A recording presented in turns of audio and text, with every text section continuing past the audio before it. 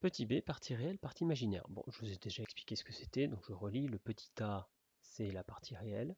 Alors, ce que je vous ai pas encore dit, c'est sa notation. Donc, on peut le noter avec le R majuscule gothique. Personnellement, moi, j'utilise tout le temps celle-ci.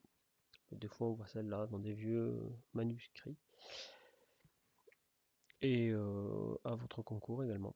Ça m'est arrivé de tomber sur ça. Bon, bah, donc voilà. Que vous sachiez ce que c'est, hein, parce que c'est vraiment pas très compliqué. Mais... donc petit b, c'est la partie imaginaire de la notation cartésienne, donc ça s'appelle im de z, mais parfois on le note avec la lettre gothique i. Attention, la partie imaginaire est un nombre réel, oui. Ce que je vous disais tout à l'heure, c'est le coefficient, la partie imaginaire, elle ne contient pas le i. Alors, lorsque b vaut 0, on va faire un petit exemple.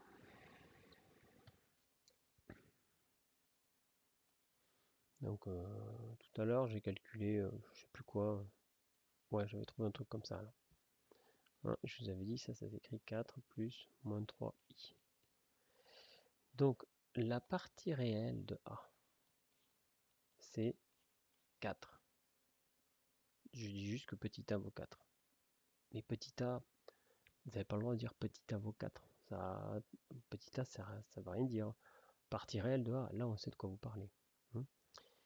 Et la partie imaginaire de a, c'est moins 3. Et non pas moins 3i. C'est ça que je veux dire. Quand dans le poly, je vous dis attention, la partie imaginaire, c'est un nombre réel. Oui, ces deux sont des nombres réels. Oui, la partie imaginaire est un nombre réel. Attention. Alors, qu'est-ce qui se passe si un nombre complexe a une partie imaginaire nulle? C'est bien le cas. Eh bien, il est juste réel. Qu'est-ce qui se passe si... et du coup, c'est encore une fois, hein, c'est logique, les réels sont inclus dans les complexes. Hein, donc, c'est pas étonnant qu'un nombre réel soit aussi un nombre complexe. Si c'est le contraire, c'est-à-dire si c'est la partie réelle qui vaut 0, et que la partie imaginaire est non nulle, alors on dit que le nombre complexe est imaginaire pur. C'est logique, hein, s'il n'y a pas du tout de partie réelle, il est imaginaire pur. S'il n'y a pas du tout de partie imaginaire, on ne dit pas qu'il est réel pur, on dit juste qu'il est réel. On pourrait dire réel pur, vous voyez. Tout nombre complexe contient une partie réelle et une partie imaginaire. Si sa partie réelle est nulle, on dit qu'il est imaginaire pur. Et dans ce cas, on dit qu'il appartient à l'ensemble des imaginaires qui se notent i.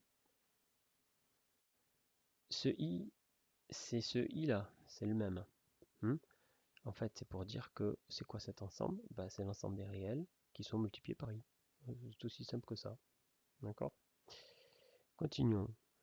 Donc imaginaire pur, là. Ah ben exercice 3. Allez, exercice 3.